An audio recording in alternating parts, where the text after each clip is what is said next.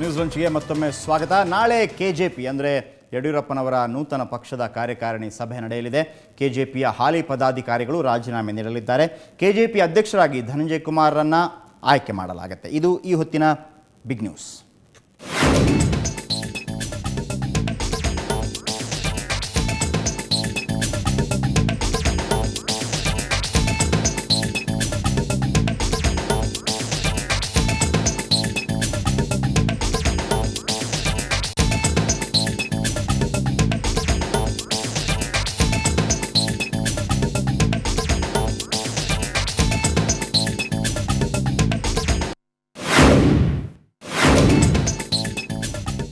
ಬನ್ನಿ, ನಮ್ಮ ಪ್ರತಿನಿಧಿ ವೀರೇಂದ್ರ ಇದೀಗ ನಮ್ಮೊಂದಿಗೆ ದೂರವಾಣಿ ಸಂಪರ್ಕದಲ್ಲಿದ್ದಾರೆ. ವೀರೇಂದ್ರ, ಏನಂತೆ ಕೆಜಿಪಿ ಕತೆ? ಹಾಜಿ ಪ್ರಕಾಶ್, ನಾಳೆ ಬೆಳಗ್ಗೆ 9:30ಕ್ಕೆ ಕರ್ನಾಟಕ ಜನತಾ ಪಕ್ಷದ ಕಾರ್ಯಕಾರಿಣಿ ಸಭೆ ನಡೆಯಲಿಕ್ಕಿದೆ. ಈ ಸಭೆಯಲ್ಲಿ ಬಹಳ ಪ್ರಮುಖವಾಗಿ ಇಬ್ಬರು ಭಾಗವಹಿಸುವುದನ್ನು ನಾವು ಗಮನಿಸಿದ್ದೇವೆ. ಧನಂಜಯ ಕುಮಾರ್ ಅವರು ನಿಮಗೆ ಕೇಳಿಸ್ತಾ ಇದೆ, ಹೇಳಿ ಜಯಪ್ರಕಾಶ್.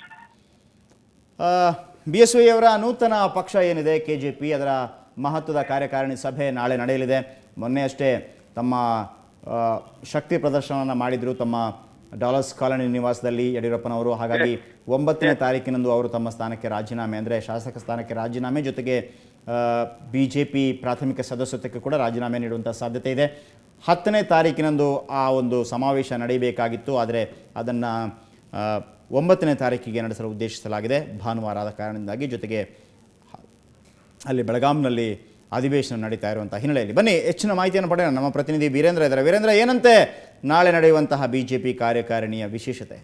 ಜಯಪ್ರಕಾಶ್, ಎರಡು ಪ್ರಮುಖವಾಗಿ ನಾವು ಗಮನಿಸಬೇಕಾಗಿರೋದು, ನಾಳೆ ಬೆಳಗ್ಗೆ 9:30ಕ್ಕೆ ಕೆಜೆಪಿಯ ಕಾರ್ಯಕಾರಿಣಿ ಸಭೆ ನಡೆಯಲಿಕ್ಕಿದೆ. ಈ ಸಭೆಯಲ್ಲಿ ಧನಂಜಯ ಕುಮಾರ್ ಅವರು ಭಾಗವಹಿಸ್ತಾರೆ. ಅವ್ರನ್ನ ರಾಜ್ಯಾಧ್ಯಕ್ಷರಾಗಿ ಆಯ್ಕೆ ಮಾಡಲಾಗುತ್ತೆ ಅನ್ನುವಂಥದ್ದು. ಅದಕ್ಕಿಂತ ಮುಖ್ಯವಾಗಿ ಸುವರ್ಣ ನ್ಯೂಸ್ಗೆ ಲಭ್ಯವಾಗಿರುವ ಎಕ್ಸ್ಕ್ಲೂಸಿವ್ ಮಾಹಿತಿಯ ಪ್ರಕಾರ ಹಿರಿಯರು ಹಾಗೂ ಮಾಜಿ ಸಚಿವರಾದಂತಹ KH ಶ್ರೀನಿವಾಸ್ ಅವರು ಕೆಜೆಪಿಯನ್ನ ಸೇರ್ತಾ ಇರುವಂತದ್ದು. ಅಷ್ಟೇ ಅಲ್ಲ, ಅವರಿಗೆ ಹಿರಿಯ ಉಪಾಧ್ಯಕ್ಷ ಅನ್ನುವಂತ ಒಂದು ಹುದ್ದೆಯನ್ನ ಕೂಡ ಅವರಿಗೆ ನೀಡಲಾಗ್ತಾ ಇದೆ.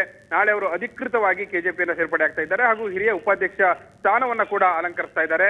ಅವರು ಹಿಂದಿಂದಲೂ ಕೂಡ ಜಾತ್ಯತೀತ ಮನೋಭಾವದಿಂದ ಬೆಳೆದು ಬಂದವರು. ಆ ಹಿನ್ನೆಲೆಯಲ್ಲಿ ಬಿಜೆಪಿಯಲ್ಲಿದ್ದಂತಹ KH ಶ್ರೀನಿವಾಸ್ ಅವರು ಕೆಜೆಪಿಗೆ ಸೇರ್ಪಡೆಯಾಗಿ ನಾಳೆ ಪ್ರಮುಖವಾದ ಹುದ್ದೆಯನ್ನ ಅಲಂಕರಿಸ್ತಾ ಇರುವಂತದ್ದು.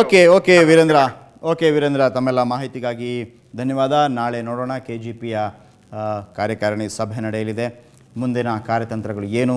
ಯಡಿಯೂರಪ್ಪನವರದು 10ನೇ ತಾರೀಕು ನಡೆಸಬೇಕಾಗಿತ್ತು ಆ ಒಂದು ಸಮಾವೇಶವನ್ನು 9ನೇ ತಾರೀಕು ನಡೆಸ್ತಾ ಇದ್ದಾರೆ. ಯಾಕೆಂದರೆ ಬೆಳಗಾವಿನಲ್ಲಿ ಅಧಿವೇಶನ ನಡೀತಾ ಇರುವಂಥ ಸಂದರ್ಭದಲ್ಲಿ ಭಾನುವಾರ ಆದರೆ ಎಲ್ರಿಗೂ ರಜಾ ದಿನವಾಗಿರುತ್ತೆ. ಓಕೆ, ನ್ಯೂಸ್ ಲಂಚ್ ಮುಗಿಸುವಂಥ ಸಮಯ. ನಾಳೆ ಇದೇ ಸಮಯಕ್ಕೆ ಮತ್ತೆ ಭೇಟಿಯಾಗೋಣ. ನೇರ ದಿಟ್ಟ ನಿರಂತರ ಸುದ್ದಿಗಾಗಿ ನೋಡ್ತಾ ಇರಿ ಸುವರ್ಣ ನ್ಯೂಸ್. ಟೇಕ್ ಕೇರ್, ಬಾಯ್.